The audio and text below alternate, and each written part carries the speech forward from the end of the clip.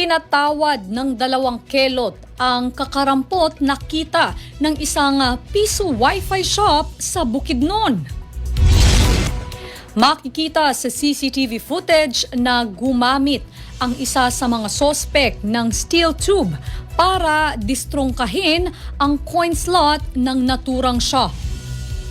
Una nitong sinira ang railing ng coin slot kung saan pansamantala itong huminto sa ginagawang pagnanakaw dahil sa dumaan na tricycle. Pagkalagpas ng tricycle ay ipinagpatuloy nito ang ginagawa niyang pagsira sa coin slot.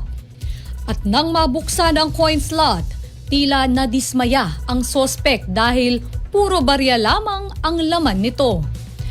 Biro tuloy ng netizens, nabokya si Kuya.